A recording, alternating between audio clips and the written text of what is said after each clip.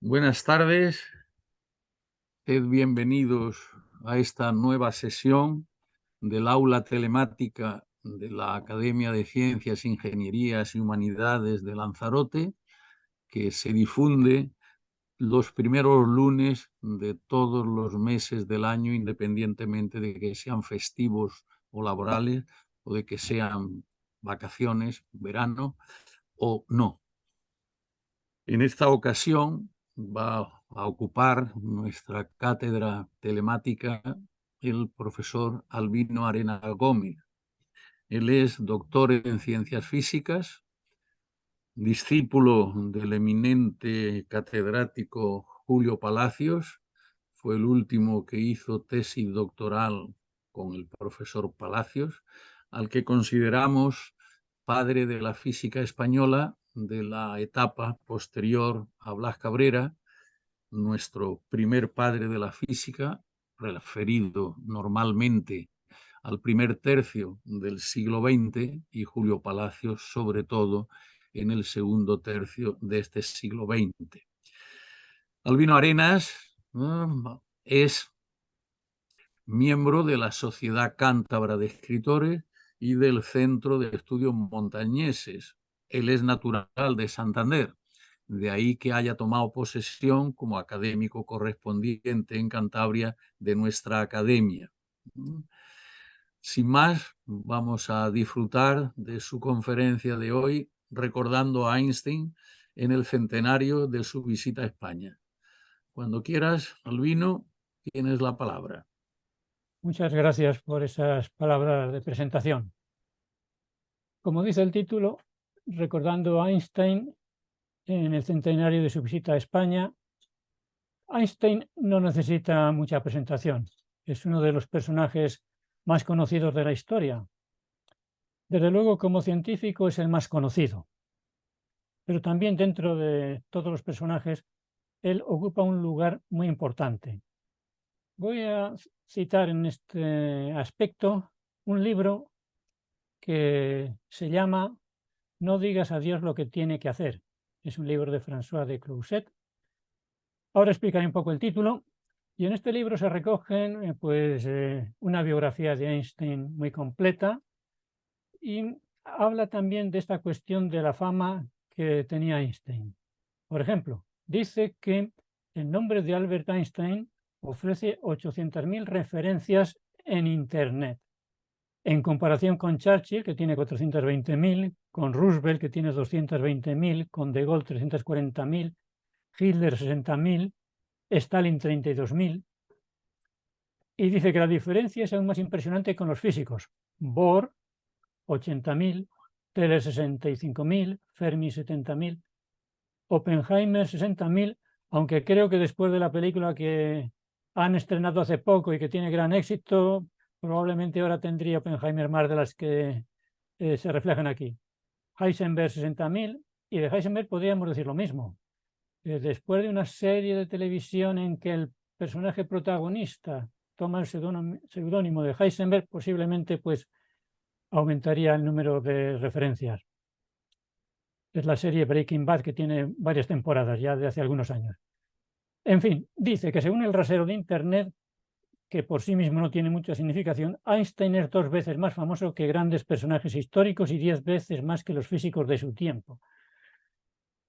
Y luego señala que en diciembre de 1999 la revista Time lo designó personaje del siglo, no personaje del año, porque la revista Time cada año designa un personaje del año, pero Einstein lo designa personaje del siglo, no solamente de los científicos, sino de todos los personajes de todo tipo, deportistas, científicos, políticos, etc. Por ejemplo, detrás de Einstein quedan Gandhi y queda también Roosevelt. Esta fama que tiene Einstein es conocida en todas partes. Decía que iba a hablar un poco del título, No digas a Dios lo que tiene que hacer. Ese título, que una persona que no sea científica no sabe qué significado tiene, se refiere a una frase que le dijo Niels Bohr a Einstein cuando Einstein le repetía varias veces esa frase tan famosa suya de Dios no juega a los dados. porque no le acababa de convencer la naturaleza estadística de la física cuántica. Ya una vez Bohr le contestó, no le digas a Dios lo que tiene que hacer. Bien, pues este libro, que está escrito en 2005, es el año del cincuentenario de la muerte de Einstein y es el centenario del nacimiento de la relatividad. En 1905 Einstein publica su primer artículo sobre relatividad. Y ese año de 2005 se hacen grandes acontecimientos en honor a Einstein. Por ejemplo, la ONU, la UNESCO, la ONU lo llama Año Internacional de la Física y la UNESCO Año Mundial de la Física. Y coincide además con el centenario del nacimiento de Severo Ochoa, el centenario del nacimiento de Greta Garbo, el cuarto centenario de la primera parte de Quijote, y coincide pues con el cincuentenario de la muerte de Ortega y Gasset, cincuentenario de la muerte de Julio Verne, de la muerte de Alexander Fleming, de la muerte de James Dean. Todo esto yo creo que es oscurecido por el centenario de la relatividad especial y el cincuentenario de la muerte de Einstein. Quería comentar un poco que mi interés por la figura de Einstein y la relatividad se remonta a la época en que ya he mencionado en la presentación de don Francisco González de Posada, de que yo fui el último discípulo de Julio Palacios. Julio Palacios conoció a Einstein en persona. Yo asistí a las clases que él dirigía y daba algunas de relatividad en la facultad. Luego me dirigió a la tesina de licenciatura, a la tesis doctoral. Trabajé con él. Mi tesis doctoral fue la última que él dirigió. Presentó mi primer trabajo en la Academia de Ciencias. Y cuando le encargaron, y él se dedicaba mucho a la relatividad los últimos años de su vida, publicó mucho sobre relatividad.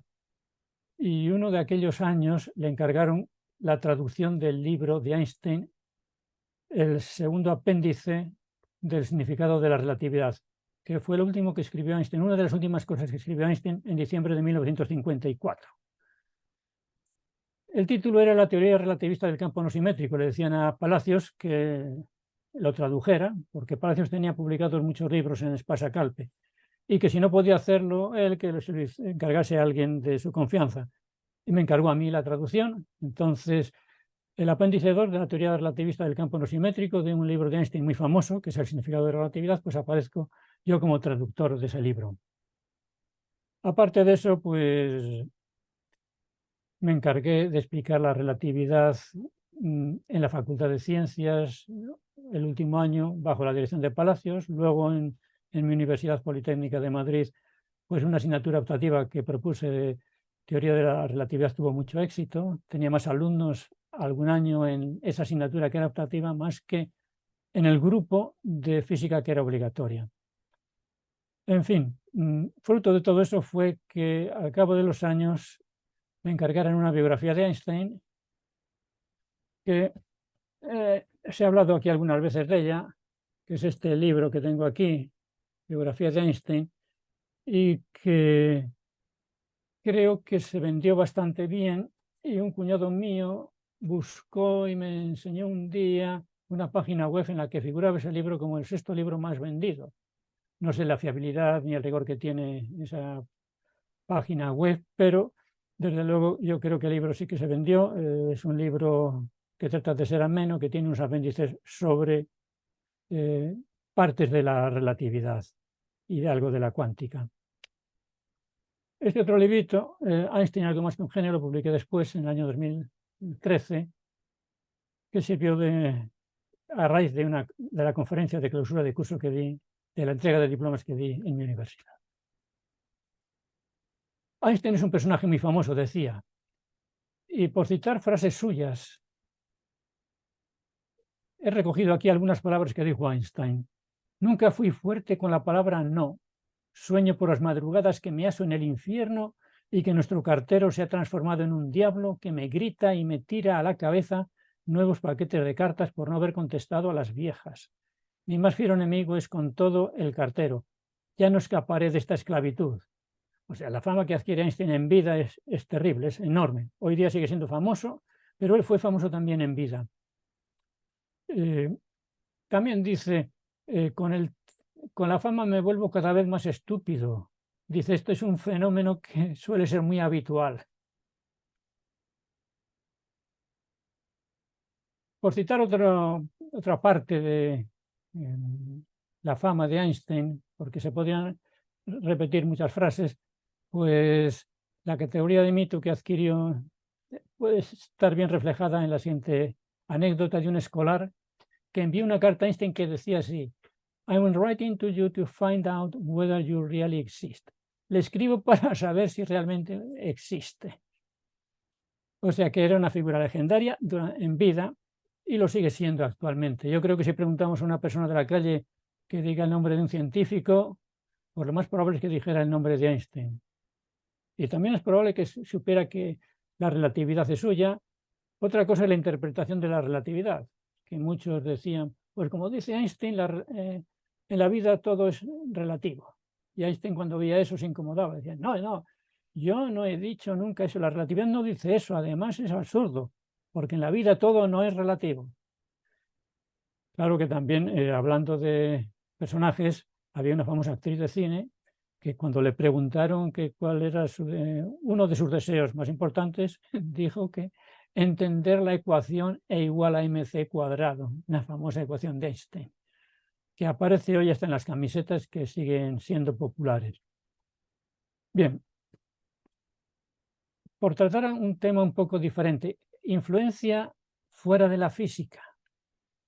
Pues desde la sociología a la psicología, pasando por la literatura, la pintura y el arte en general, han invocado la teoría de la relatividad y su influjo en la filosofía ha sido importante. Por ejemplo, por citar unos poquitos, Una nueva psicología a la manera de Einstein, publicado en The Scientific Monthly. Relatividad y materialismo, publicado nada más y nada menos que en Nature.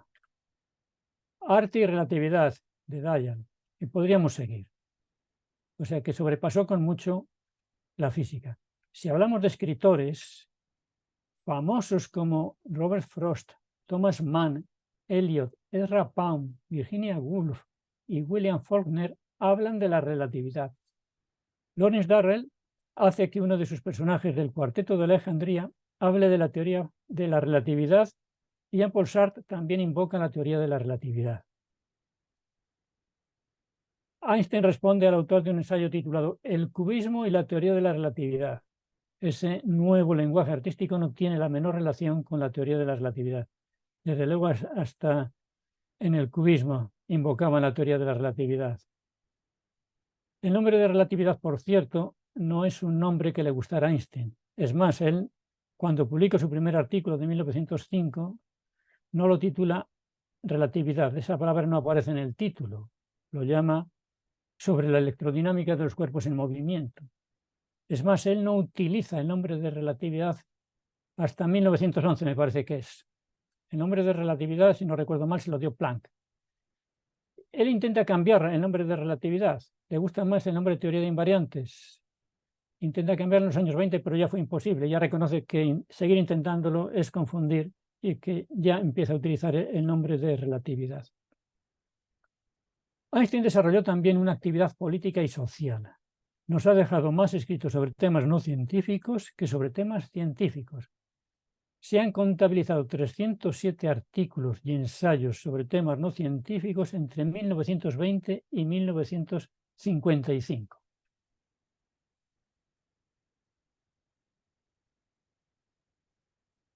Había pensado también hablar un poco de algunas características de Einstein, de un genio. Es un genio típico que desde pequeñito asombra al mundo, es un estudiante brillante. ¿Cuáles serán algunas de las características que el mismo Einstein las reconoce? Pues, hablando de uno de sus recuerdos, cuando tenía 4 o 5 años, dice el mismo Einstein, cuando mi padre me enseñó una brújula, experimenté un asombro. El que la aguja se comportara de manera tan determinada no cuadraba para nada con la clase de fenómenos que tenían cabida en el mundo inconsciente de los conceptos. Aún recuerdo, o creo recordar, que esta experiencia me produjo una profunda y duradera impresión. Detrás de las cosas tenía que haber algo profundamente escondido. Otra de las características que él se atribuye a sí mismo es la simplicidad que él pretende dar a sus teorías, que contrasta con las consecuencias que paradójicamente se extraen de ellas. Pero él buscaba la simplicidad en los principios. Simplicidad lógica lo llamó en sus notas. Se podía comprobar en su indumentaria. Usaba ropa simple. Se cuenta que le preguntaron por qué seguía usando jabón para afeitarse en lugar de crema de afeitado. Su respuesta: 2 jabones es demasiado complicado. Y efectivamente, esta simplicidad está presente en su famoso artículo de 1905 sobre la electrodinámica de los cuerpos en movimiento, donde nace la relatividad, porque en las primeras páginas comienza dicho artículo con un análisis de la situación se produce cuando un conductor se encuentra en presencia de un imán y según se mueva uno u otro, se establece una diferencia esencial en la física clásica. Se dice que o bien aparece una fuerza electromotriz inducida o un campo eléctrico. Y esta diferencia no le parecía a Einstein que fuese inherente al fenómeno, sino algo introducido desde el interior.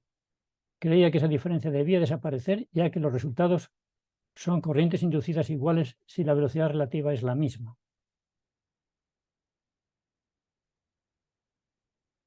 Bien, 2 fenómenos distintos, campo eléctrico y fuerza electromotriz, pues igual que los jabones, demasiado complicado. Afirma: estaba convencido de que la fuerza electromotriz que aparecía en el conductor en movimiento no era otra cosa que un campo eléctrico. Y esa búsqueda de la simplicidad de esos 2 fenómenos se simplifican en una explicación que le llevan a la teoría de la relatividad especial. En una ocasión explicaría lo siguiente: he llegado a la formulación de la teoría de la relatividad porque he seguido haciéndome preguntas sobre el espacio y el tiempo de la que solo se preocupan los niños.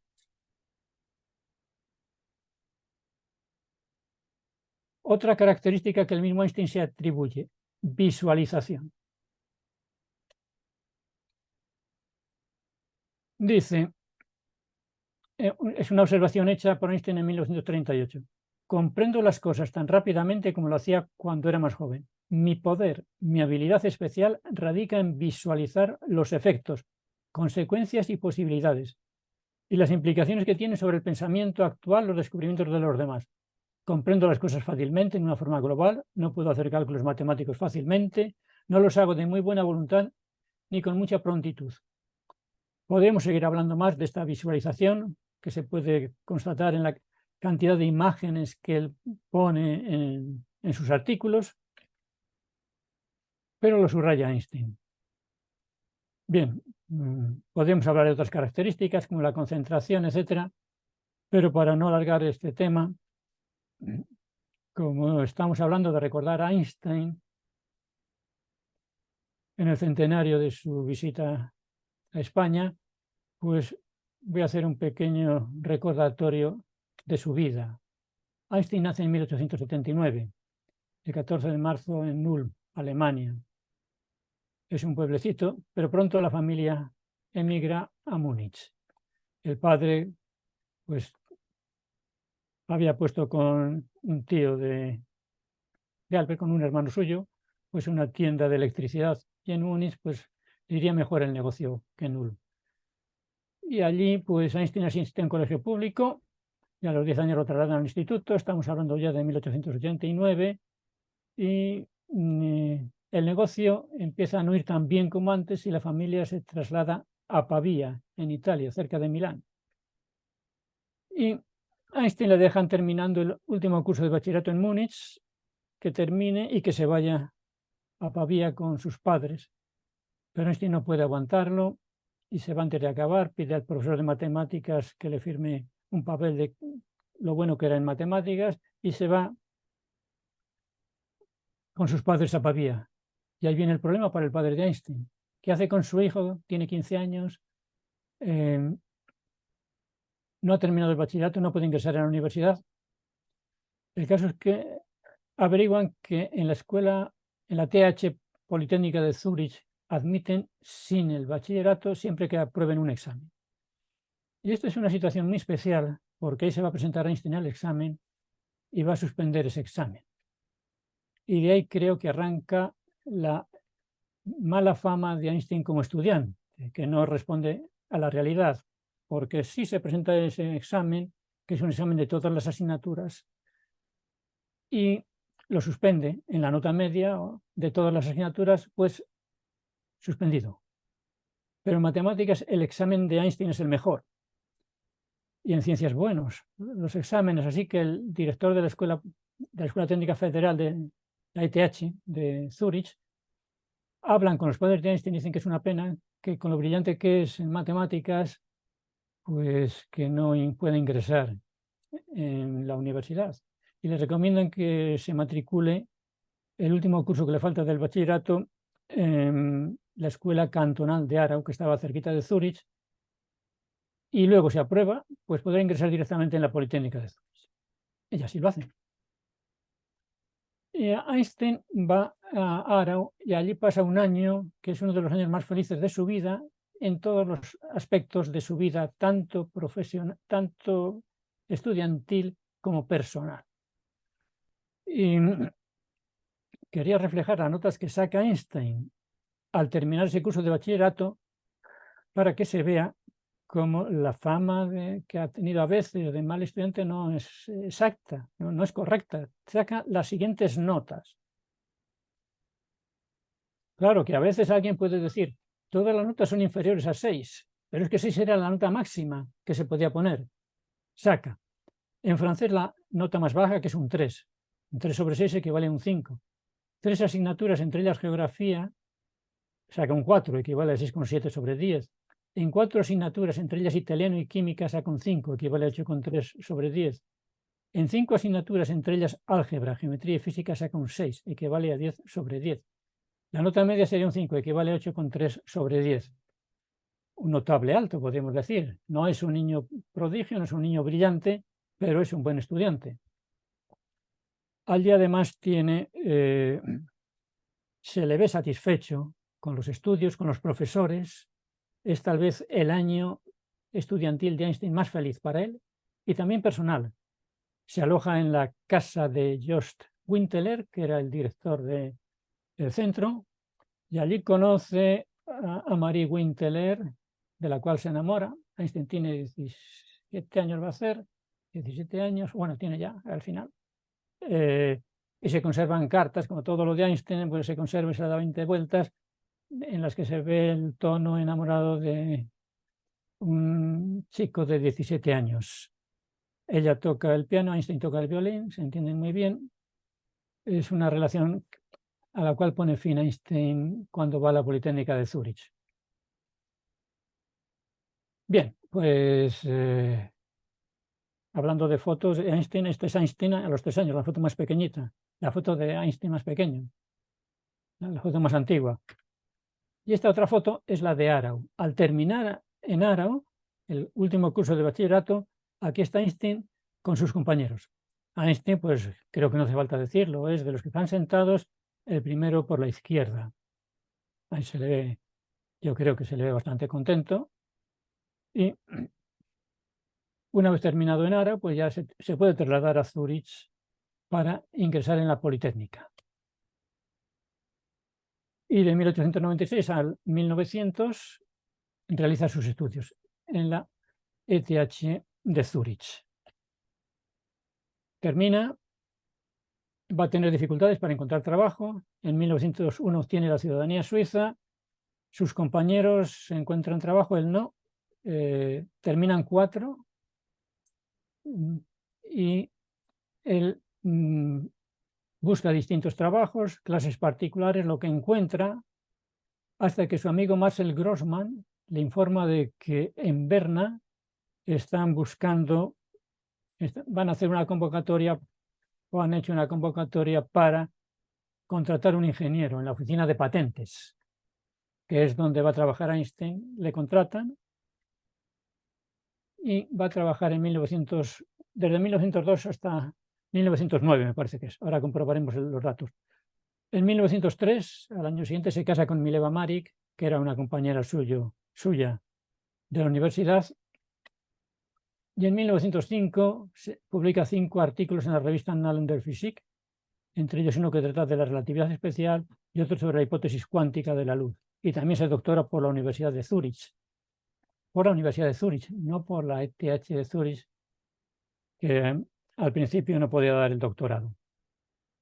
Bien, y llegamos a este año de 1905. Pero antes, hablando de las notas de Einstein, quería poner las notas de Einstein en la Politécnica de Zúrich en 1900, que son estas. Sobre una calificación máxima posible de 6. Claro, si uno no se da cuenta de esto, pues las notas pueden parecer bajas, pero máximo 6. Entonces, en física teórica y experimental y astronomía, 5, equivale a 8,3 sobre 10. Teoría de funciones, 5,5, equivale a 9,2 sobre 10. Laboratorio de física, 5, equivale a 8,3 sobre 10. Tesis de grado, 4,5, equivale a 7,5 sobre 10. La nota media sería 5, equivale a 8,3 sobre 10. Pero de nuevo estamos con ese notable alto. No son las notas, claro, de un genio, pero tampoco tiene que ser necesariamente así. El genio de Einstein se va a manifestar de otra manera, pero estudiante es bueno, sus notas son buenas y está buscando trabajo. Lo ha encontrado en la oficina de patentes de Berna. Se va a alojar en esta casa. Es una foto de la casa en la que vivió Einstein mientras estuvo en Berna. La foto la hice yo mismo el año pasado de la casa y también hice fotos del interior.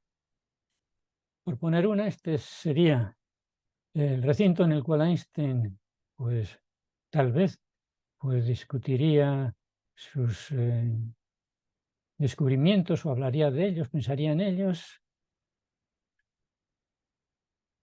Y como estudiante, ¿qué podríamos decir de Einstein como estudiante? Pues ha recogido varias fases de la época de Einstein.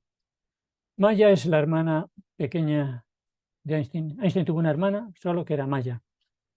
Y sobre la etapa elemental de Albert decía, en esa época no se apreciaba nada de su especial aptitud para las matemáticas. Él no era bueno en aritmética en el sentido de ser rápido y preciso, aunque era seguro y perseverante. En la etapa elemental. Highfield y Carter, que han escrito un libro, Las vidas privadas de Albert Einstein, dice, la aparente torpeza de Einstein, se está refiriendo a esa etapa elemental, a eso que dice la hermana, no era bueno en aritmética, en el sentido de ser rápido y preciso. La aparente torpeza de Einstein como colegial es una de las partes más seductoras de su leyenda. Nos da esperanza al resto de nosotros. Pues muy bien. Y luego en la Escuela Cantonal de Aarhus saca buenas notas. En agosto de 1900, el diploma para Einstein a los 21 años en la Escuela Técnica Federal de Suiza, de habla alemana, después de 4 años de escuela. Bien. En sus notas autobiográficas, ¿qué dice Einstein? Pues me parece curiosa esta frase. El problema con esto era, desde luego, que uno tenía que meterse toda esta materia en la cabeza para los exámenes, tanto si te gustaba como si no. Esta coacción tuvo tal efecto disuasorio sobre mí que después de aprobar el examen final encontré desagradable la consideración de cualquier problema científico durante un año entero. Pues parece que no le gustaba preparar los exámenes. Y dice, pues, el efecto que tuvo sobre él. Curioso. Bien, de Zurich pasa a Berna y antes de encontrar trabajo en la oficina de patentes, Einstein publica un anuncio en el periódico el 5 de febrero de 1902 anunciando que da clases particulares, incluso que la primera clase la da gratis y llega a tener unos pocos alumnos. Y su amigo Marcel Grossman pues es el que al final indica lo de la oficina de patentes. Y llegamos al Annus Mirabilis, Einstein en 1905. 1905. Pues bien, este año es increíble lo que publica Einstein. En marzo, 17 de marzo de 1905, un primer artículo en que aplica la teoría cuántica que acababa de nacer de las manos de Max Planck al efecto fotoeléctrico. Este trabajo le valió al autor su premio Nobel de Física. Bueno, pero la frase añade algo más que luego lo mencionaré. El segundo, en abril. El primero era marzo, el segundo es en abril. Versaba sobre las dimensiones de las partículas. Posiblemente la idea básica se le ocurrió cuando observaba cómo se disolvía un terrón de azúcar en el té. Esto ha salido en algunas películas que se le ve a Einstein removiendo el tarrón de azúcar y se queda absorto. Entonces atribuyen que ahí se le ocurrió ese artículo, que por cierto le sirvió como tesis doctoral porque no era doctor todavía. El tercero lo envió el 11 de mayo de 1905. Explicaba el movimiento browniano. Estos dos últimos artículos trataban de un problema crucial, que era la existencia real de los átomos y moléculas. Estamos hablando de 1905. Sigue publicando artículos. Estamos en marzo, abril y mayo, y en junio. El 30 de junio, el cuarto artículo, sobre la electrodinámica de los grupos en movimiento. Aquí nace la relatividad restringida. El quinto artículo, recibido en la revista el 27 de septiembre, contenía una consecuencia del anterior y en él aparecía la ecuación más famosa de la historia de la ciencia, E igual a mc cuadrado. Apenas son 2 o 3 páginas. Einstein se dio cuenta que de su artículo anterior, del de junio, se podía deducir esa ecuación y lo hace rápidamente.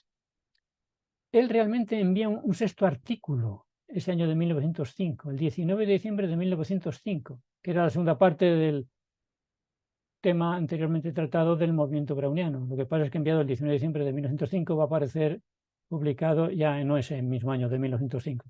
Annus Mirabilis de Einstein. Increíble lo que hace a esa edad tan temprana.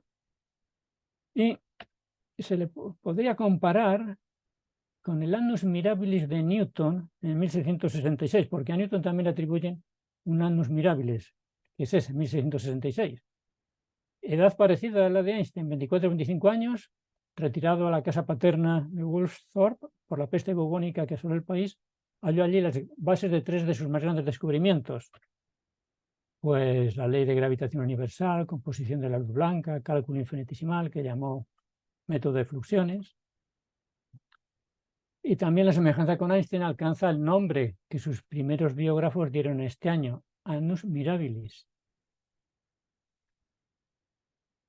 Como curiosidad, Bodanis, que es un autor de un libro sobre Einstein y sobre igual a mc cuadrado, más bien, contrapone la edad creativa de los artistas a la de los científicos, en el sentido de que los artistas suelen componer obras de arte en su madurez, mientras que en los científicos ocurre lo contrario.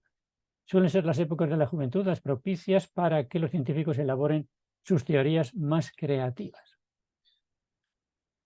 Realmente Einstein, pues después de esta relatividad especial, va a elaborar su relatividad general, que la va a publicar en 1916, o sea que todavía es muy joven, y a partir de ahí, comparado con todo lo que ha hecho en esos años, pues es mucho menor, aunque hace cosas muy importantes también, pero comparado con este Annus Mirabilis y lo que sigue hasta 1916, pues es increíble. Nace la relatividad, nace con ese artículo.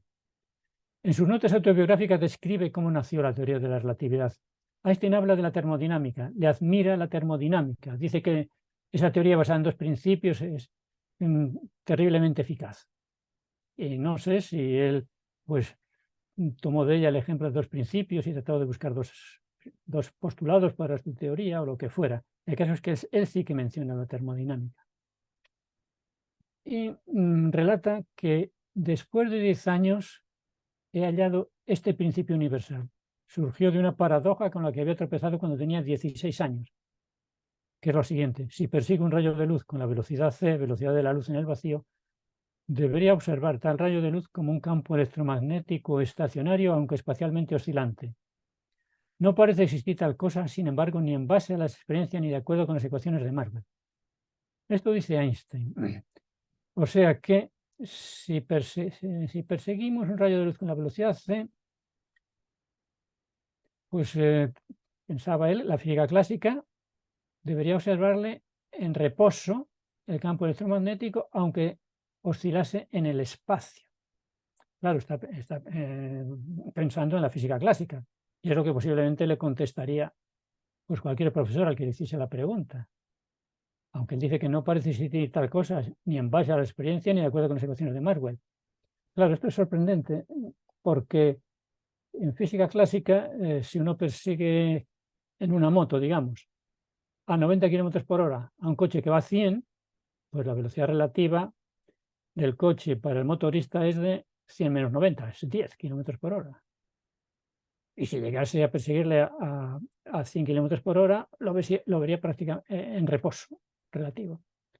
Einstein dice que esa pregunta le surgió cuando tenía 16 años. También dice que tardó 10 años en contestarla y que después de una noche de dormir bien, cuando estaba a punto de tirar la toalla, le vino la solución a la cabeza.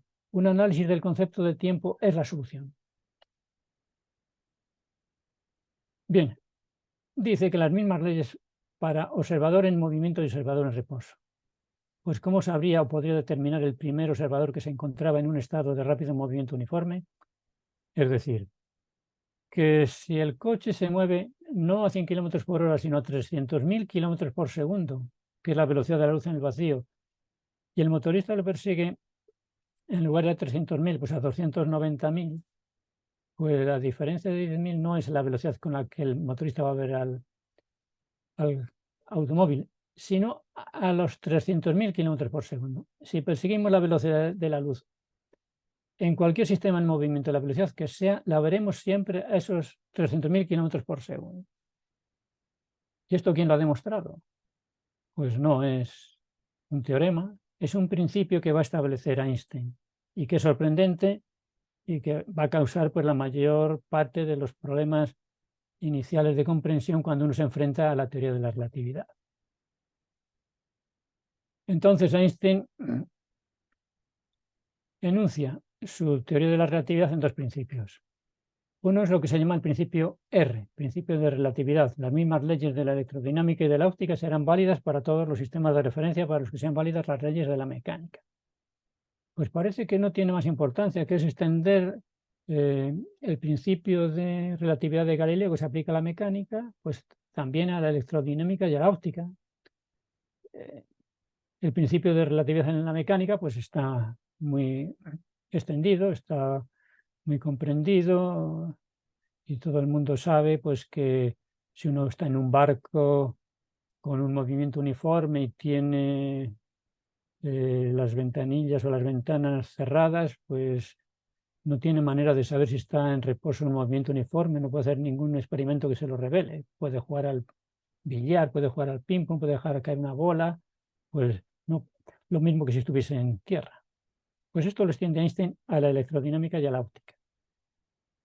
Lo que pasa es que luego añade ese postulado del que hablamos: la luz se propaga siempre en el vacío con la velocidad c independientemente del estado del movimiento del cuerpo emisor. Estos dos principios pues, van a significar que la velocidad de la luz siempre va a ser la misma, esté el cuerpo emisor en reposo o en movimiento y esté el observador en reposo o en movimiento. Esto es lo que causa las mayores dificultades para la teoría de la relatividad. Bien, era la relatividad especial. Pues por comentar algo de la relatividad general y hablar de esa visualización que tenía Einstein, porque Einstein cuando habla de la relatividad especial dice que la idea le surgió de una paradoja, que él se imaginaba persiguiendo un rayo de luz, ya está visualizando ahí algo, y lo mismo le ocurre con la relatividad general. Dice que se debe a una visualización, lo que Einstein llamó la idea más feliz de mi vida. El campo gravitatorio tiene solamente una existencia relativa, y el ejemplo que propone es: si uno considera un observador en caída libre, por ejemplo, desde el tejado de una casa, no existe para él campo gravitatorio durante su caída, al menos en su vecindad inmediata. Esta imagen se le ocurrió a Einstein, porque lo ha relatado, cuando estaba trabajando en la oficina de patentes. Estaba sentado en una silla, en la oficina de patentes en Berna, y que de repente se sobresaltó. Uno se imagina a Einstein que se sobresalta de repente. No ha pasado nada. ¿Por qué se sobresalta Einstein? Pues porque tiene esa imagen en la cabeza. Un hombre cayendo desde un tejado, entonces para él no existe campo gravitatorio durante su caída, al menos en su vecindad inmediata. Claro, si saca un reloj y lo suelta, el reloj va con él. Bien, pues de este ejemplo no ve que caiga, va con él el reloj. La relatividad general establece que una aceleración y un campo gravitatorio son indistinguibles, están cayendo de forma acelerada. Para muchos es la obra maestra de este género del siglo XX. y es considerada como obra exclusiva de una sola persona. Por ejemplo, French dice, el logro supremo en su originalidad y grandiosidad intelectual. Stephen Hawking la califica como una de las dos grandes hazañas intelectuales de la primera mitad del siglo XX.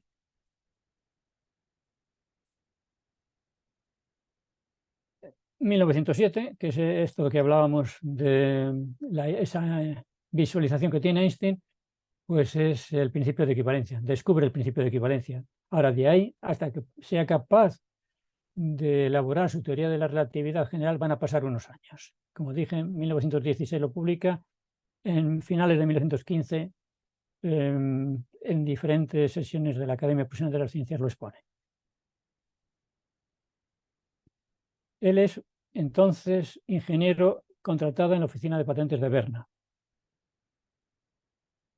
Pero ya empieza a tener fama y ve la posibilidad de ser profesor de la universidad en Zúrich. Pero le dicen que primero tiene que ser profesor extraordinario, tiene que tener una experiencia profesor extraordinario, y eso lo consigue en la Universidad de Berna. Entonces, al mismo tiempo que trabaja en la oficina de patentes de Berna, al mismo tiempo, es decir, pluriempleado, está de profesor extraordinario en la Universidad de Berna. Un semestre tiene clase por las mañanas antes de ir a trabajar a la universidad, a la oficina de patentes de Berna, muy tempranito, y el otro semestre es por las tardes, después que se ha ido de su trabajo en la oficina de patentes de Berna, va a la oficina de patentes de Berna, de la oficina de patentes, bien digo, va a la Universidad de Berna como profesor extraordinario, es decir, pluriempleado. Y a pesar de eso, pues todo el trabajo que hace Einstein. Ya al año siguiente abandona la oficina de patentes de Berna, se incorpora a la Universidad de Zúrich, no a la ETH Politécnica de Zúrich, en donde él estudió. 1909, ya a partir de aquí son todo éxitos para Einstein.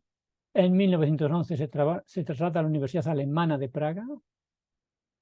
Allí está un poquito, porque en 1912 retorna como catedrático a la ETH de Zúrich, la politécnica en la que estudió. Allí se va a encontrar con su amigo Marcel Grossmann, que colaborarán juntos en algunos artículos. Marcel Grossmann se dedicaba a las matemáticas. En 1913, pues ya le ofrecen una cátedra en la Universidad de Berlín y al mismo tiempo ya le proponen para su ingreso en la Academia Profesional de Ciencias de Berlín, que es a donde se va a trasladar. Su matrimonio no va ya demasiado bien y en 1914 se separa de su esposa Mileva. Y en 1916 publica El fundamento de la teoría general de la relatividad, también en Annales de Physik, que es aquí donde nace la teoría de la relatividad general.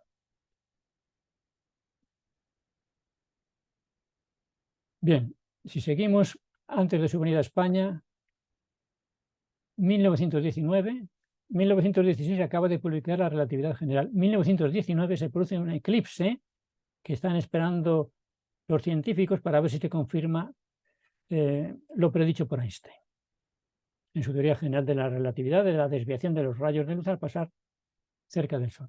Este hecho, cuando se confirma que así es, lo convierte en una celebridad mundial. Hasta entonces era famoso en el mundo científico, pero a partir de aquí es famoso a cualquier nivel. Se divorcia de Mileva en febrero y se casa con su prima Elsa en junio.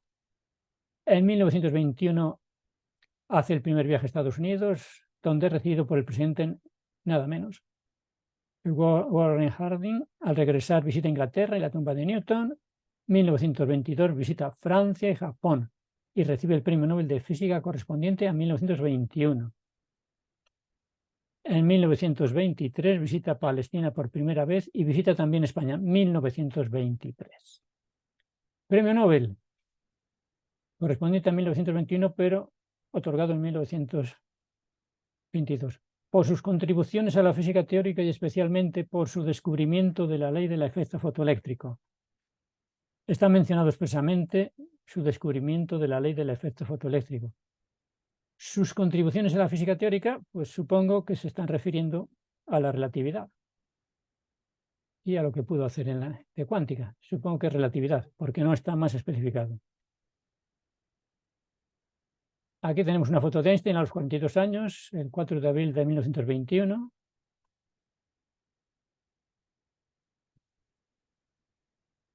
Se le invita a Einstein a visitar España. En 1910, Cabrera, Lucini, Terrada, Rey Pastor conocían a Einstein. Invitaron a Einstein a visitar España. Einstein empezó a argumentar su fobia a los idiomas. Decía que tenía fobia a los idiomas. Curioso porque como estudiante aprenderá italiano, francés y alemán, que era su lengua materna, y luego pues aprenderá inglés, porque desde el año 33 hasta el 55 vivirá en Estados Unidos. Pero en fin, Santiago Ramón y Cajal, en julio del 2020, también le escribe ya para hacerle una invitación oficial en nombre del ministro de Instrucción Pública. También Terrada había escrito, hay correspondencia, y al final dice Einstein que le es imposible este año, pero que en el 22-23 puede ir. Y Einstein llega a Barcelona los días 22 de febrero de 1923, pronuncia 4 conferencias, los días 24, 26, 27 y 28 de febrero, resume en su diario su visita a Barcelona de forma muy breve. Su visita a Madrid está recogida en su diario de forma mucho más amplia. Terradas es citado en el diario de Einstein. Aquí están Albert Yersa Einstein en febrero, el 27 de febrero en Barcelona. Aquí una foto también muy graciosa con unos niños, el 25 de febrero de 1923. Aquí otras 2 fotos de Einstein en Barcelona. La de la derecha, según miramos, es más difícil de reconocer a Einstein. Está ahí, parece que tiene una boina o algo, una visera, algo tiene, y a su derecha está Elsa.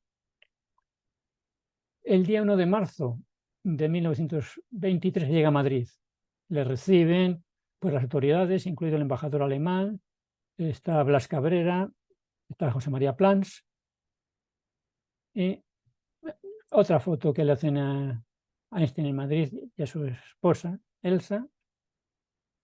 Otra foto en marzo de 1923 delante del Museo de Ciencias Naturales. Einstein había puesto como condición para dar las conferencias, primero que fuesen en alemán, aunque luego en realidad va a dar algunas en francés para facilitar al público la comprensión, y no dar entrevistas con los periodistas. Pero hay un periodista muy listo, que es Andrés Revers, que lo que hace es trasladarse a Guadalajara y allí subirse en el tren en el que viene Einstein desde Barcelona. Y va compartimento por compartimento hasta que encuentra a Einstein. Y Einstein queda tan sorprendido, está con la mujer. El caso es que le hace una entrevista en que habla de todo y que está en el ABC. Incluso hablan de que a Einstein le gusta el Quijote, por ejemplo, y es cierto porque hay otras fuentes en que también hablan de Einstein y el Quijote. Blas Cabrera, José María Plans y Esteban Terradas conocían la relatividad. Sobre Esteban Terradas, es uno de los primeros españoles, junto con Blas Cabrera, en mencionar las aportaciones de Einstein en la teoría de la relatividad y la teoría cuántica. Gallego Díaz escribe en ABC que Julio Rey Pastor le preguntó a Einstein su opinión del panorama científico de nuestra patria y la respuesta fue rápida. He conocido un hombre extraordinario, Terradas. Su cabeza es una de las 6 mejores del mundo. Bien, pues Blas Cabrera, por resumirlo, había publicado un libro, lo publica en enero de 1923, Principios de Relatividad. José María Plans, Nociones Fundamentales de Mecánica Relativista, premio de la RAI, de la Academia Española de Ciencias. Es el director de la tesis doctoral de Puigcerdá, algunos problemas de mecánica relativista restringida. Parece que es la primera tesis doctoral sobre relatividad. Sánchez Ron elogia los escritos relativistas de Plans, pero sin lugar a dudas los más informados técnicamente. Una obra sin parangón en el dominio de la relatividad. Einstein da 3 conferencias en la Universidad de Madrid. Una primera sobre la relatividad especial, el 3 de marzo, una segunda el 5 de marzo sobre la relatividad general, una tercera que él mismo califica de más difícil, añade que para comprender la tercera son necesarios conocimientos matemáticos. El tema que desarrolló fue el de las recientes investigaciones en relatividad. Palacios actúa en la primera como encargado de tomar notas, juntamente con Carrasco, Lorente, etc. Y un compañero y amigo, Francisco González Redondo, ha conseguido el recibo de la factura de lo que pagaron a Einstein por sus conferencias en la Universidad de Madrid. Esto no se había visto antes, yo no lo conocía y me ha autorizado a publicarlo aquí, que dice que Einstein cobra 4.022,95 pesetas por las conferencias que da en Madrid. Y aquí está la firma por las 3 conferencias que da en la Universidad de Madrid, porque es en la Universidad Central de donde sale esta factura. Y ahí está la firma de Einstein.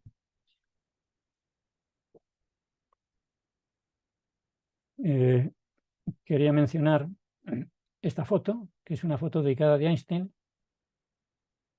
A la izquierda está Blas Cabrera, Einstein está en el centro, y a la derecha hay uno marcado con una cruz, que ese es José María Plans. Y lo menciono porque esta foto está dedicada a tu Mr. Fructuoso Plans, Einstein 53, lo que valdría esta foto con la firma de Einstein. Y es que esta foto está en casa de la nieta de José María Plans, la hija de Fructuoso Plans, al que va dedicada la foto, y que me ayudó a sacar la foto. La tenía encima de un mueble en su casa, y la escaneamos, y es lo cual se lo agradezco mucho. Y aquí está esta foto que no se podrá ver en ninguna otra parte, con la dedicatoria a Fructuoso Plans. La foto en sí es conocida, pero la dedicatoria, pues no. Y esta es una foto clásica de, ahí está Palacios, el tercero por la derecha, si empezamos a contar los que están de pie, tercero por la derecha, aquel. Einstein está en el centro, este no hace falta ni decirlo. Cabrera está aquí debajo, sentado el primero por la derecha. José María Plans de pie, segundo por la izquierda. Es una foto famosa.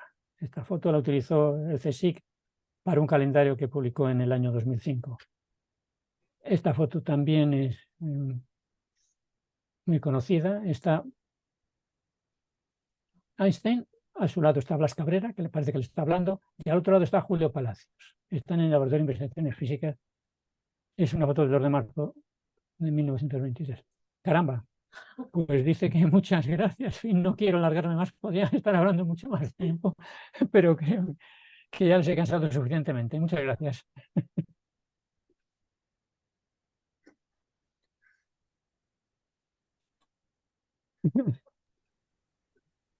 Muy bien, profesor Albino Arenas. Pues nada, nos has hecho una tarde muy agradable, sin complicarnos demasiado ni la existencia ni la mente, muy informativa y por tanto de sumo interés general. Bueno, pues llega el momento de abrir los micrófonos a aquellos que quieran hablar, y entonces, pues, con nuestra gratitud, nuestro reconocimiento y nuestra enhorabuena, abrimos el diálogo y el debate.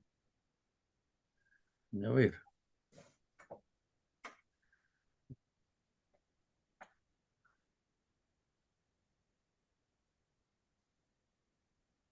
Yo quiero felicitar al eminente doctor Arenas y distinguido Albino, de quien tanto he aprendido en el día de hoy como en nuestros paseos socráticos en el mes de mayo por Lanzarote. Y que cada día que me encuentro con él o una situación como esta, lo único que hago es aprender más. Muchas Lo gracias. felicito, enhorabuena, Albino. Muchas gracias, Fernando. Muy amable. Mira que aquí hay muchos expertos en bastantes de los aspectos que ha tratado, ¿no?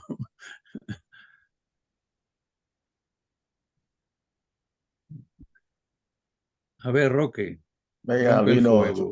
estupendo escucharte, Albino. Gracias. Yo voy a hacer una pregunta un poco tonta, tonta, ingenua, ¿no? ¿Por qué o qué diferencia hay entre la famosa ecuación de Einstein, energía ms², y la energía cinética, con un medio? ¿Ese un medio significa algo o no significa nada? ¿Muy bien? Pues la fórmula energía cinética igual a un medio de mv², lo que representa es efectivamente la energía cinética. Y el un medio, pues, es la fórmula entera de la energía cinética.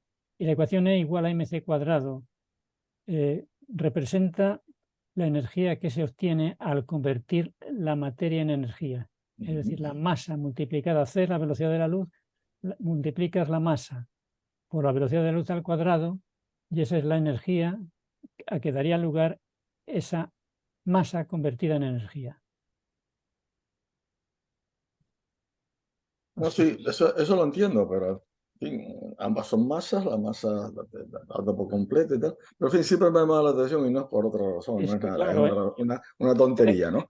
Pero no, ecuación me da la impresión que hay una simetría grande entre las dos fórmulas, una simetría elevada, ¿no? Excepto ese famoso un medio. Sí, claro. Por- Es que en esa ecuación, energía cinética igual al medio de mv cuadrado, esa es la ecuación clásica, es de la física clásica, todavía no existe la conversión de materia en energía. No Sí, se ya, conoce. ya.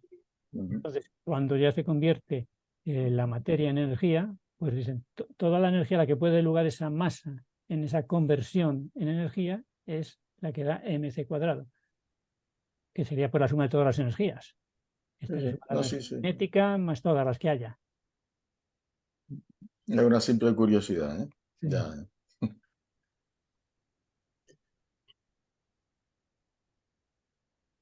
A ver, Jesús, creo que... Jesús, ¿no has levantado la mano?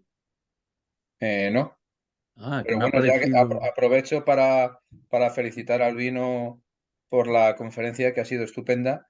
Y bueno, ya que estoy hablando, en relación con el museo, que yo le conozco bastante bien, el Museo de Ciencias, ¿qué es lo que hizo realmente al museo? ¿Pudo ver las colecciones?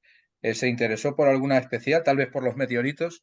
Ya que estoy aquí, vamos a preguntar por el tema, porque, ¿sabes? ¿Tienes alguna información sobre lo que hizo en el Museo de Ciencias por la foto esa tan estupenda que has puesto? ¿Cuál foto? Una foto de Einstein frente al Museo Nacional de Ciencias Naturales. Ah, no, pues no lo sé, no sé si visitó el museo. Es la foto, él está fuera del Museo de Ciencias Naturales, no sé siquiera si lo visitó. No tengo referencias sobre eso. Muy bien, pues muchas gracias y enhorabuena de nuevo por la Decir, conferencia que ha sido magnífica. te puedo decir que sí que visitó el Museo del Prado y lo hizo 3 veces, nada menos. Le gustaba mucho y el día 2, al día siguiente de venir a Madrid, visitó el Museo del Prado. Y luego, los últimos días, cuando ya se iba a marchar para Zaragoza, volvió a visitar el Museo del Prado 2 días. Y cuando hizo el viaje a Toledo, el día 6 de marzo, visitó allí también las obras en el museo y quedó muy impresionado. Sí, que habló pues del entierro, vio el cuadro del entierro del conde de Orgaz. Orgaz. Sí. Muy bien, muchas gracias. Nada. Muy bien. Bueno, pues veo que no hay más preguntas ni debate. Pues muchísimas gracias, Albino. De nada, Enhorabuena. Y gracias. el primer lunes del próximo mes tendremos al profesor Roque Calero, como han podido observar en las noticias académicas que se han distribuido ya. Buenas tardes a todos, muchas gracias por su asistencia y esperamos que continuemos así.